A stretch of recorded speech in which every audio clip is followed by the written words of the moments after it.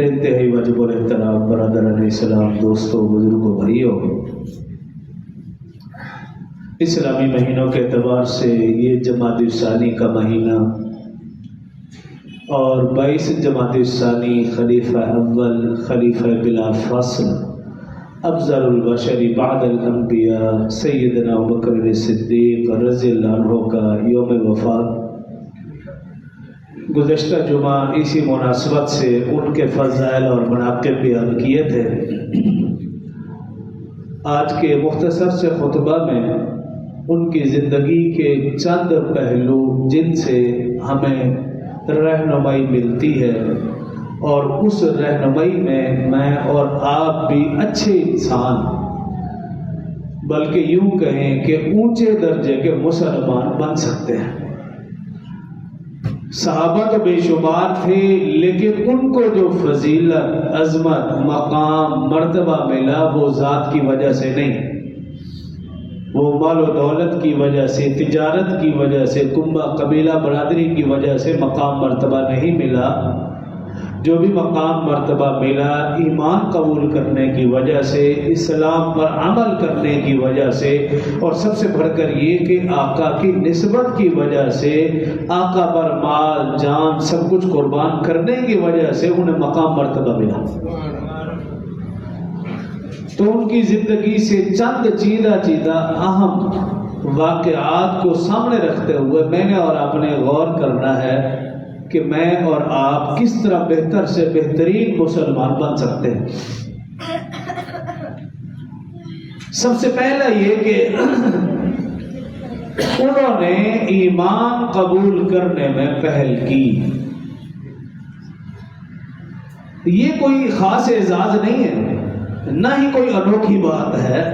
حضرت خدیجہ رضی اللہ عنہ نے بھی تو اسلام قبول کرنے میں پہل کی، حضرت علی اور مرتضیٰ رضی اللہ عنہ نے بھی اسلام قبول کرنے میں پہل کی، حضرت زید رضی اللہ عنہ نے بھی اسلام قبول کرنے میں پہل کی۔ لیکن اعزاز یہ ہے، رسول اللہ صلی اللہ علیہ وسلم کے فرمان کے مطابق میں نے جس کو بھی اسلام کی دعوت دی، ایمان کی دعوت دی، اس نے وقت مانگا، اس نے سوچا، مہلت مانگی، سوائے ابو بکر کے کہ ابو بکر رضی اللہ عنہ بغیر سوچے سمجھے مہلت مانگے، وقت مانگے، فوراً بے دھڑک اسلام قبول کر لیا۔ یہ ان کا اعزاز ہے۔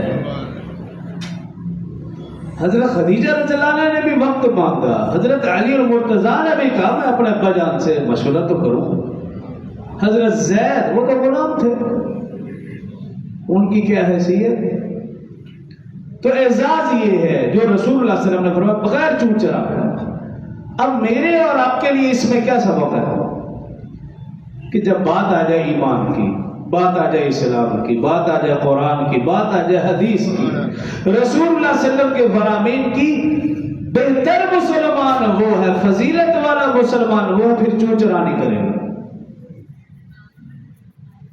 اور کمزور ایمان والا وہ احادیث میں دکھا دیں تو وہ قرآن کا مطالبہ کرے گا، قرآن میں دکھا دیں تو پھر اپنی کوئی تعویل کرے گا۔ کوئی دکھا دے حدیث میں وہ کہے گا صحیح ستہ میں دکھاؤ، صحیح ستہ میں دکھائیں گے کہے گا بخاری میں دکھاؤ، جب بخاری میں دکھائیں گے پھر بخار چڑھ جائے گا، صحیح ستہ میں دکھائیں گے جی یہ حدیث صحیح ہے۔ جس نے عمل نہیں کر رہا اس کے لیے بے شمار بہانے، جس نے عمل کرنا ہے، ماننا ہے، تو وہ پھر صدیق کی طرح ایمان قبول کرے۔ یا ایھا الذین آمنوا ادخلوا فی السلم کافہ، اے ایمان والو جب اسلام میں داخل ہو تو پھر پورے داخل ہو جاؤ۔ ولا تتبعوا خطوات الشیطان، شیطان کی پیروی نہ کرنا، انہ لکم عدو مبین، بے شک وہ تمہارا کھلا دشمن ہے۔ یہ دوسرے سپارے کے اندر قرآن پاک کی آیت مبارکہ ہے۔ تو پہلا سبق یہ ملتا ہے جب بات ایمان، اسلام، قرآن، حدیث کی آ جائے، بس وہ بات ہو رسول اللہ صلی اللہ علیہ وسلم کا فرمان، وہ ہو اللہ کا فرمان، بس پھر چون چرا ایک ایمان والے کے لیے ٹھیک نہیں ہے۔ اگر قرآن میں ہے، حدیث میں ہے، پھر بات ختم، پھر چون چرا نہیں۔ ایک تو یہ سبق ملا، اور دوسرا بکر رضی اللہ عنہ نے ایمان قبول کیا، وہ کوئی ملا نہیں تھے، وہ کوئی صوفی کوئی بزرگ نہیں تھے، مکہ کے بہت بڑے تاجر تھے، بڑے تجار میں ان کا شمار ہوتا تھا۔ 7 ریشم کی دکانیں تھیں، 40,000 درہم ان کے اکاؤنٹ میں تھا۔ مالدار آدمی تھے، تاجر آدمی تھے، ویلے نہیں تھے۔ لیکن جب ایمان قبول کیا تو اس کا یہ مطلب ہرگز نہیں کہ انہوں نے کاروبار چھوڑ دیا، تجارت چھوڑ دی، سب کو چھوڑ، ایسا نہیں۔ ایمان قبول کرنے کے بعد ایمان کو پھیلاتے بھی رہے، ساتھ ساتھ کاروبار کو بھی وقت دیا، دونوں کو ساتھ لے کر چلے گئے۔ لیکن فرق کیا تھا؟ ایمان قبول کرنے کے بعد انہوں نے ایمان کے اوپر عمل کرنا اور اس ایمان کو پھیلانا یہ زندگی کا مقصد بنا لیا، اور تجارت کو ضرورت کے درجے میں رکھا۔ یہ فرق ہے۔ اور میں اور آپ جو جس کام دھندے میں لگا وہ لگ گیا بس، اور پھر تاجر برادری، تجارت میں کوئی کمپرومائز نہیں کرتے۔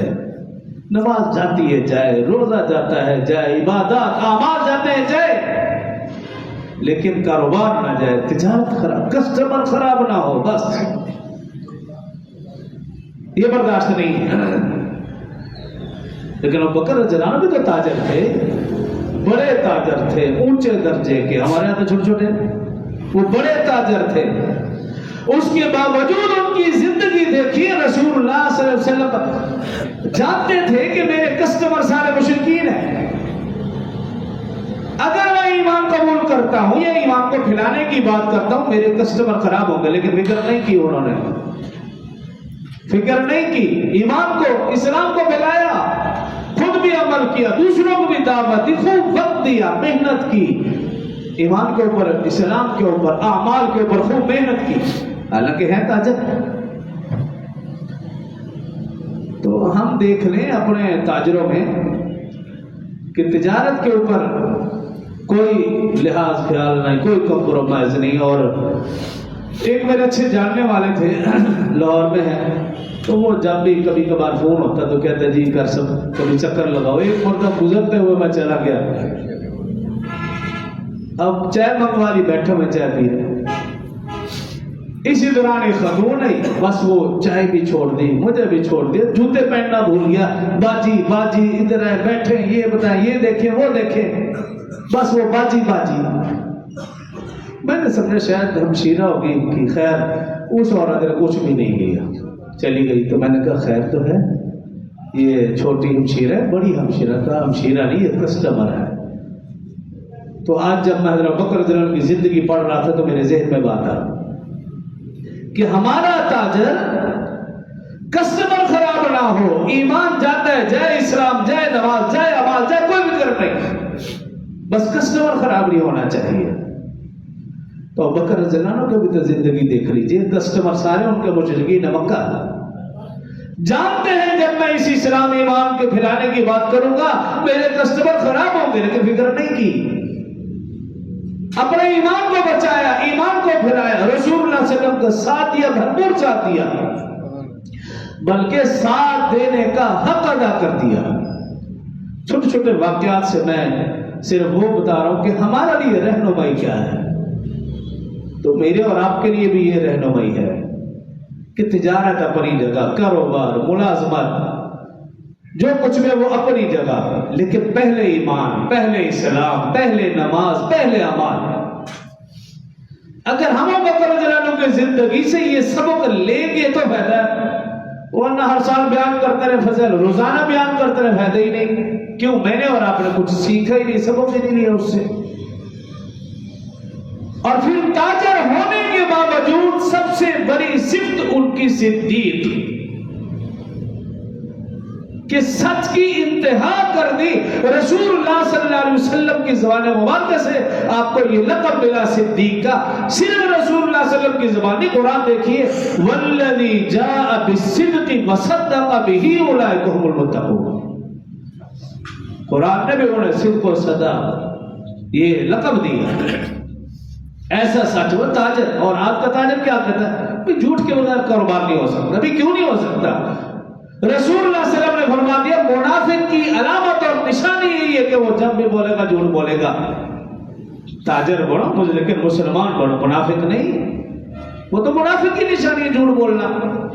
ये कहना कि झूठ के बगैर कारोबार नहीं चलता, तिजारत नहीं चलती, सामान नहीं बिकता, इसका मतलब ये है कि रसूल सल्लल्लाहु अलैहि वसल्लम के फरामीन पर यकीन नहीं।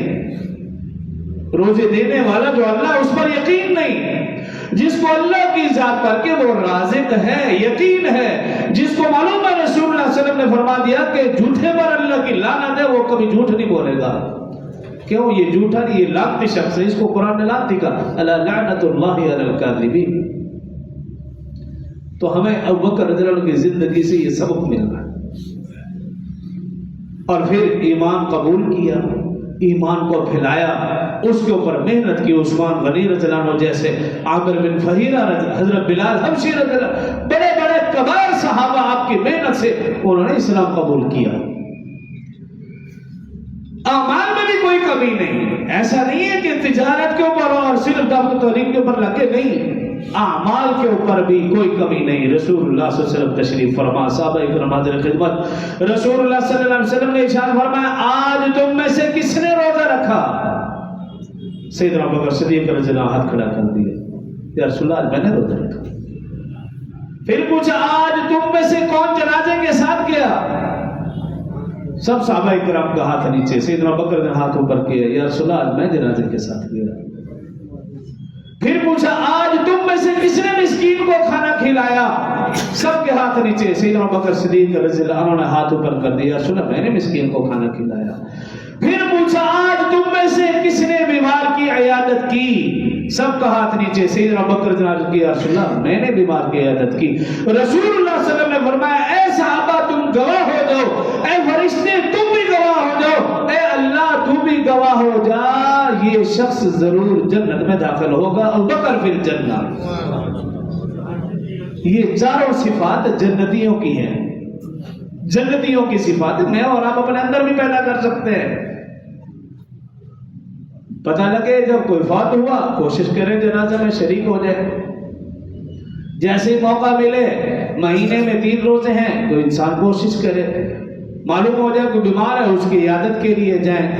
मालूम हो जाए मिस्कीन है, जरूरतमंद है, गरीब है, उसको खाना खिलाए। ये अहले जन्नत की सिफात है, जो चारों की चारों हजरत अबू बकर सिद्दीक रज़ियल्लाहु अन्हु में बदरजाए अदम पाई जाती थी। आमाल में भी कोई कमी नहीं, ईमान में भी मजबूत, आमाल में भी मजबूत, तिजारत में भी मजबूत।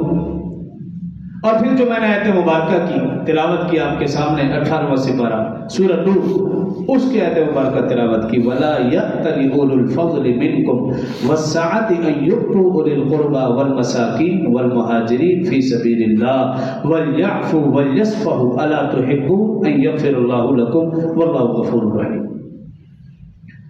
सैयदना अबू बकर सिद्दीक़ रज़ियल्लाहु अन्हु की साहबजादी अम्मा आयशा सिद्दीक़ा रज़ियल्लाहु अन्हा, ये वाक़या सुनने के काबिल है और सीखने, समझने और अमल करने के काबिल है। मैं और आप अपने आप को देखें और उनकी ज़िंदगियाँ देखें। ये कुरान की आयत मैंने तिलावत की, इसकी तशरीह खुद भी पढ़ सकते हैं।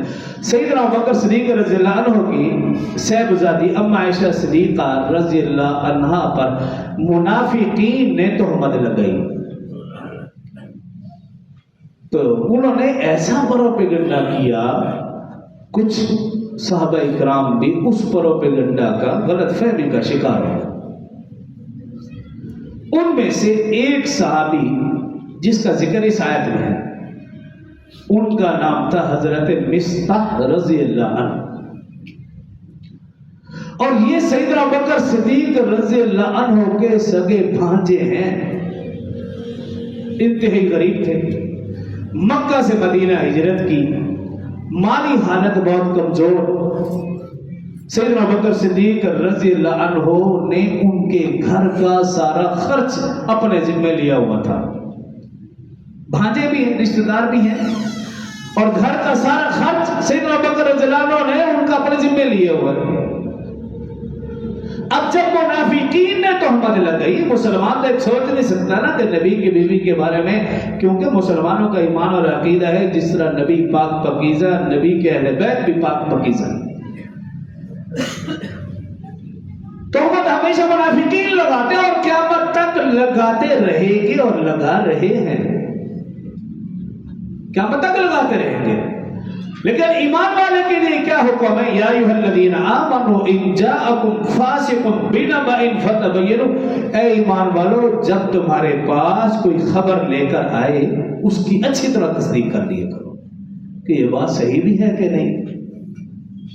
हो सकता है बहन भाई को लड़ाने वाला कोई शख्स हो, वो तुम्हें एतमाद वाला लगता हो, यकीन दिला रहा हो, लेकिन बात झूठी हो, लेकिन मामला कहां से कहां तक पहुंच जाएगा। तो इसलिए जब भी कोई बात करे उसकी बात सुने, लेकिन उसकी तस्दीक करें कि इसकी बात ठीक है भी कि नहीं। खैर, मुनाफिकीन ने तोहमत लगाई, क्योंकि मुनाफिक का काम यही है कि जब भी बात करेगा झूठ बोलेगा, अमानत रखी जाए खयानत करेगा, वादा करेगा तो वादा खिलाफी करेगा, जब भी झगड़ा करेगा गालम गलोच करेगा। ये चारों निशानियां मुनाफिकीन की हैं, मुसलमान की नहीं है। लेकिन अगर मेरे और आपके अंदर पाई जाती हैं तो फिर इंसान को सोचना चाहिए, क्यों? इन्नल मुनाफिकीन फी दरकिल अस्फली मिनन नार, कुरान पाक 5वां सिपारा आखिरी सफ़ा, अल्लाह फरमा रहे हैं जहन्नम का सबसे निचला दरा जो है वो मुनाफिकीन के लिए तैयार। तो मुझे और आपको इन 4 बुरी आदतों से बचना चाहिए। खैर, मुनाफिकीन ने प्रोपेगेंडा किया, कुछ सहाबा गलत फहमी का शिकार उस प्रोपेगेंडे का हिस्सा बने। उनमें हजरत मिस्तार रज़ियल्लाहु अन्हु, और ये हैं भी हजरत अबू बकर रज़ियल्लाहु अन्हु के भांजे, और इनका खर्च भी अबू बकर रज़ियल्लाहु अन्हु के जिम्मा, इनका खर्च सैयदना अबू बकर रज़ियल्लाहु अन्हु के जिम्मा। उन्होंने वो भी इस प्रोपेगेंडे का हिस्सा बन गए। खैर, जब अल्लाह ने कुरान की ये आयत उतार दी, सूरह नूर की 18 आयत मुबारक, अम्मा आयशा की शान में, अम्मा आयशा की पाकदामनी में, पकीज़गी में जब आयत मुबारक उतारी, अब हजरत अबू बकर रज़ियल्लाहु अन्हु वालिदा और वालिदैन अपनी औलाद के बारे में, खासतौर पर बेटी के बारे में बहुत हसास है, बात बर्दाश्त नहीं करते।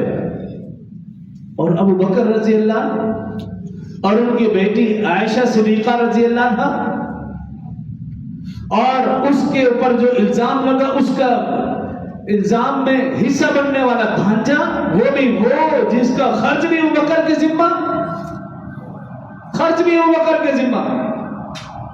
अब जब हज़रत अबू बकर रज़ियल्लाहु अन्हु को मालूम हुआ तो उन्होंने कसम खा ली, अल्लाह की कसम, आज के बाद मैं इस भांजे को कुछ भी नहीं दूंगा, कसम खा ली। और कुरान ने उस कसम को जिक्र किया, ये जो आयत मुबारक, वला यक्तली उलुल फज़्ल मिनकुम वसा, कसम खा ली, अल्लाह की कसम, आज के बाद इसको कुछ भी नहीं दूंगा। क्यों? भांजा है, इसका खर्च भी मेरे जिम्मा है, और ये मेरी बेटी के बारे में ऐसी बात कहे। मुनाफिकीन कहते तो कहते रहे, मुझे तो कोई परवाह नहीं, लेकिन मेरा घर का फर्द जब ऐसे कर रहा है, ये तो नाकाबिल बर्दाश्त है। कसम खा ली, कसम खाने वाले अबू बकर रज़ियल्लाहु अन्हु। तो कुरान में अल्लाह ने क्या फरमाया? वला यक्तली,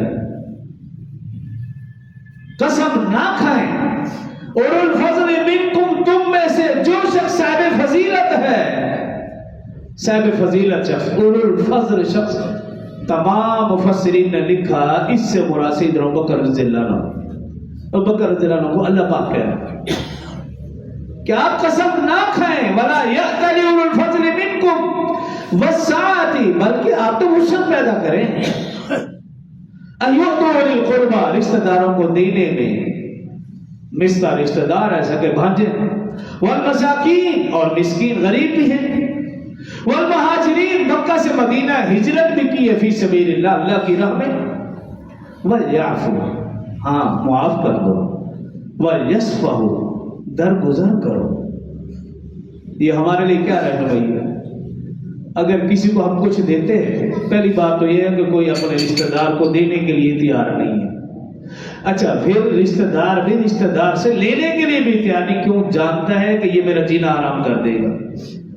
دے گا تو صحیح، لیکن ساری زندگی سنائے گا میں نے اپنے بھانجے کو، بھتیجے کو، فلاں کو، اپنے کزن کو، اپنے غریب رشتہ دار کو میں نے مکان دیا، میں نے مکان کرایہ پہ رہتا تھا، کرایہ میں نہیں لیتا تھا، میں یہ نہیں کرتا تھا، وہ ساری زندگی سناتا رہے گا جب تک مرتا رہے. اس لیے آج کے رشتہ دار بھی سیانے بن کے وہ اپنے رشتہ داروں سے مدد نہیں لیتے، جانتے ہیں کہ یہ جینا حرام، تو غیر سے لے لیں گے کہ وہ جانتا ہے کہ غیر کبھی احسان نہیں جتا رہے گا. میرا اور آپ کا تو یہ کردار ہے. تو قرآن پاک کے اندر کیا ہے کہ اگر قریبی رشتہ دار سے اتنی بڑی غلطی ہوئی ہے بھی صحابی رسول، لیکن کیا یعفو، اللہ فرما رہا ہے بھی معاف کر دو، وَيَسْفَحُ، درگزر کر دو. میرے اور آپ کے لیے بھی تو رہنمائی ہے نا کہ اگر کسی ماتحت سے، کسی ملازم سے جو ہمارے نیچے ہے، اگر کوئی غلطی ہو جاتی ہے، غلطی نہیں، بڑی سے بڑی غلطی ہو جائے، بیٹی کو بتو مت لگانا یہ کون سی چھوٹی غلطی تھی، تو اس سے درگزر کرے، اسے معاف کر دے، اسے ملازمت سے نکالے نہیں، دھتکارے نہیں. اگر امداد کر رہے ہیں امداد بند نہ کریں. آپ اللہ کے لیے دیتے تو دیتے رہیں، ہاں لوگوں کے لیے دیتے، دکھلاوے کے پھر بے شک نہ دیں. الا تحبون ان یغفر اللہ لکم، اللہ تمہیں محبت بھی کرے گا، تمہیں معاف بھی کر دے گا. واللہ غفور الرحیم، اللہ بڑا ہی بخشنے اور رحم فرمانے والا ہے. اس واقعے سے ہمارے لیے یہ سبق ملتا ہے. ابوبکر رضی اللہ عنہ کی زندگی سے دیکھ لیجئے کتنے سبق ملتے ہیں. اب آخری بات ان کی وفات کی طرف آتا ہوں. ان کی خلافت دیکھ لیجئے، جب خلیفہ بنے ایک شخص آیا، اجمی تھا، عرب کا رہنے والا نہیں، اجمی تھا نو مسلم. اس نے آتے ہی سیدنا ابوبکر رضی اللہ عنہ سے کہا اے خلیفۃ اللہ. ابوبکر رضی اللہ فوراً اس کی زبان پہ ہاتھ رکھ دیا، خبردار آج کے بعد مجھے خلیفۃ اللہ نہیں کہنا. میں خلیفۃ اللہ نہیں، میں خلیفۃ الرسول ہوں.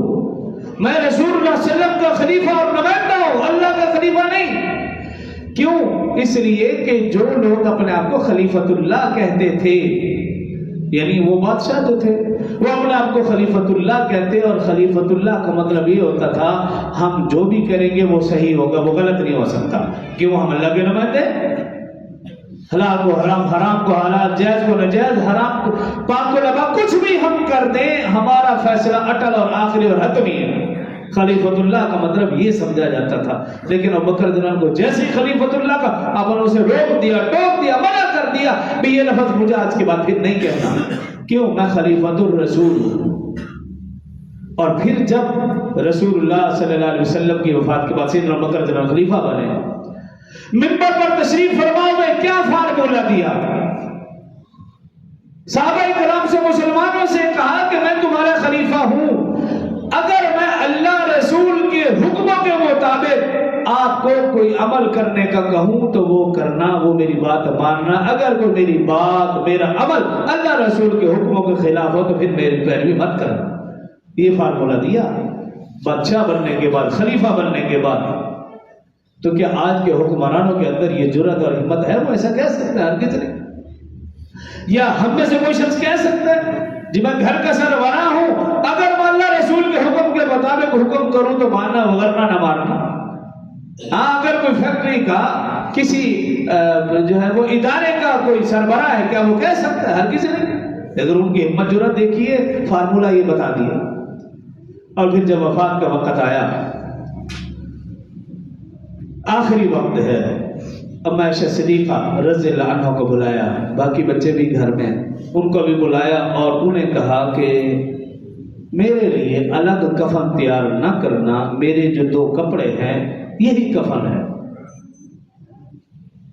اور جب یہ بات کہی تو پھر فوراً ان کا دھیان گیا اور پوچھنے لگے کہ اچھا پہلے مجھے یہ بتائیے جب رسول اللہ صلی اللہ علیہ وسلم کو کفن دیا گیا تھا کتنے کپڑے تھے؟ تو یاد آ گیا کہ جب آقا صلی اللہ علیہ وسلم کو کفن دیا ان کے تو 3 کپڑے. تو پھر کہا کہ نہیں، میرے لیے 1 کپڑا نیا خریدو، 2 تو ہیں میرے پاس، 1 نیا خریدو، 3 کپڑے ہو جائیں تاکہ رسول اللہ صلی اللہ علیہ وسلم کی سنت کے مطابق مجھے کفن دیا جائے. کیونکہ پوری زندگی میں رسول اللہ صلی اللہ علیہ وسلم کے حکموں کے مطابق گزارتا رہا ہوں. میں چاہتا یہ ہوں کہ جب میں اس دنیا سے رخصت ہوں تب بھی رسول اللہ صلی اللہ علیہ وسلم کے طریقے کے مطابق مجھے 3 کفن دیے جائے. تو اما عائشہ صدیقہ رضی اللہ عنہا نے عرض کی اے ابا جان، ہمارے پاس گنجائش ہے، آپ اگر اجازت دیں ہم آپ کے لیے تینوں کپڑے نئے خرید سکتے ہیں۔ آپ نے فرمایا کہ بھی نہیں، میرے پاس 2 کپڑے تو ہیں، تیسرا کپڑا نیا خرید لو۔ جو تمہارے پاس پورے کفن خریدنے کی جو گنجائش ہے وہ مدینہ کے کسی یتیم بچے کو کپڑے خرید کر دے دیں۔ یہ ان کا آخری طرز عمل۔ سیدنا ابوبکر رضی اللہ عنہ کی زندگی سے ہمیں سبق ملا کہ میں اور آپ مر جانے کے بعد ان کی فکر میں لیتے رہتے، جب وہ زندہ تھے تب فکر کیوں نہیں کی؟ تب ان کے لیے کپڑے کا، ان کی صحت کا، فروٹ کا، دوائی کا، میڈیکل کیوں نہیں ہم نے ان کا خیال کیا، اپنے بڑوں کا، اپنے بزرگوں کا؟ تب تنگ آ جاتے تھے کہ یہ بوڑھا ہے، یہ کھانستا ہے، یہ بوڑھا ہے، اس کو یہ بیماری، اس کو یہ بیماری، اس کے کپڑے جیسے کیسے پڑے۔ تو زندوں کی فکر کرنی چاہیے، مردوں کی نہیں۔ اور آج آپ دیکھ لیجئے کسی بھی بازار، کسی بھی دربار پر آپ کھڑے ہو جاؤ، ایک دن میں کتنی چادریں چڑھتی ہیں، کتنے کپڑے چڑھائے جاتے ہیں، اور پھر نعوذ باللہ ایسی چادریں جس کے اوپر قرآن پاک لکھا ہوا ہے، ایسی چادریں وہ بھی قبر کے اوپر۔ اب تو ہم اپنے میتوں کے ساتھ دیکھتے ہیں، یہ قصور تو علماء کا ہے، آپ کا قصور نہیں ہے۔ جب کوئی فوت ہوتا ہے تو اس کے اوپر چادر ڈالتے ہیں، کلمے والی، قول پاک والی چادر۔ یہ نہیں جانتے بھی اس کے کس کس حصے کو یہ چادر لگ رہی، ٹانگوں کو لگ رہی، نیچے والے حصے کو وہ چادر، وہ اللہ کا کلمہ لگ رہا ہے۔ اگر اس کے دل میں یہ کل کلمہ ہے تو پھر چادر کی ضرورت نہیں، اور اگر دل میں نہیں تو پھر ایک چادر نہیں، لاکھوں چادریں ڈال دیں تو اس کو ایک ٹکے کا بھی فائدہ نہیں۔ یہ تو بس اپنے دماغ کو درست کرنے والی بات ہے۔ اور پھر دیکھیے بعض لوگ قبر کے اوپر تختی لگا اس کے اوپر کل لکھ دیتے، بھی وہاں کیا ضرورت ہے، مردہ کیا اٹھ کر کل پڑے گا؟ بھی جب زندہ تھا تب پڑھتا تھا تو کافی ہے اس کے لیے۔ بعض لوگ پھول ڈالتے ہیں، ہم سب لوگ اسی میں، بھئی پھولوں سے ان کو کچھ فائدہ نہیں ہونے والا، یہ ہماری اپنی ایک رسم ہے۔ خیر ابوبکر رضی اللہ عنہ کہا بھی جب مجھے کفن دے دو، اگلا ان کا رزق دیکھنا کتنا بڑا ہے۔ تمام معتبر کتابوں میں یہ بات موجود ہے، مستند کتابوں میں، صحیح ستہ میں، ترمذی شریف کے اندر یہ بات موجود ہے کہ جب انہیں پھر کہا جب کفن دے دو مجھے رسول اللہ صلی اللہ علیہ وسلم کے روضے کے پاس لے جانا، وہاں پہ رکھ دینا، اجازت مانگنا، اگر اجازت ملے تو آقا کے ساتھ دفن کرنا، اگر اجازت نہ ملے تو پھر جنت البقیع میں دفن کر دے۔ اتنا بڑا رزق انہوں نے زندگی میں لیا۔ اگر خدا نہ خواستہ اجازت نہ ملتی تو پھر کالے دل والے لوگ جو آج بھی ابوبکر کو بھونکتے ہیں تو پھر ان کا بھونکنا تو بند نہ ہوتا، اگرچہ کسی کو کوئی نقصان نہیں، لیکن ان کے لیے موقع مل جاتا بھی دیکھو اجازت نہیں ملی تھی۔ لیکن ہوا کیا، رسول اللہ صلی اللہ علیہ وسلم کے حجرے کو، روزے کو تالا لگا ہوا، معتبر کتابوں میں ہے کہ اپنی طرف سے نہیں آتا ہے کہ ابوبکر رضی اللہ عنہ کی میت کو لے جایا گیا، رکھا گیا، اور پھر اجازت مانگی گئی، السلام علیکم یا رسول اللہ۔ ابوبکر رضی اللہ عنہ اجازت مانگتے ہیں، معتبر کتابوں میں لکھا تالا خود بخود کھلا، کنڈا خود بخود کھلا، دروازہ خود بخود کھلا، اور اندر سے آواز آئی میرے دوست کو میرے پاس آنے دو۔ اتنا بڑا رزق ابوبکر رضی اللہ عنہ نے زندگی میں لیا، آخر میں لیا، اور پھر آواز آئی تو پھر دفن کیا گیا۔ عرض کرنے کا مقصد ہے ابوبکر رضی اللہ عنہ کی ساری زندگی تو میں نے چیدہ اہم واقعات آپ کے سامنے رکھے جس سے میرے اور آپ کے لیے رہنمائی، اور میں اور آپ اس سے سبق حاصل کر سکتے ہیں۔ ان کا ایمان لانا، پھر ایمان کو پھیلانا، پھر تجارت کرنا، کاروبار کرنا، اعمال پر پختگی، رشتہ داروں کے ساتھ حسن سلوک، اور آخر وقت میں جو آپ کا طرز عمل کے متبع سنت، پوری زندگی رسول اللہ صلی اللہ علیہ وسلم کے حکموں کے مطابق گزارتے رہے، تو آخر میں بھی آپ دیکھ لیجئے کہ رسول اللہ صلی اللہ علیہ وسلم کی سنتوں کا کیسے خیال ہے۔ تو ایسی ہستیوں کا ذکر جتنا بھی کریں اتنا کم ہے، لیکن اگر عمل کریں، صرف زبان کی حد تک ہو یا سبحان اللہ کہنے کی حد تک ہو تو پھر اس کا فائدہ نہیں ہے۔ ہاں بے شک صحابہ کرام کا ذکر کرنا عین ثواب ہے، کیونکہ اس کا ذکر قرآن میں اللہ نے خود ان کا ذکر کیا، ان کا تذکرہ کیا، ان کے فضائل بیان کیے۔ جب اللہ نے قرآن میں فضائل بیان فرمائے، رسول اللہ صلی اللہ علیہ وسلم نے حدیث مبارکہ میں فضائل بیان فرمائے، تو میں اور آپ جب ان کے فضائل بیان کریں گے یا سنیں گے، یہ بھی ثواب ہے۔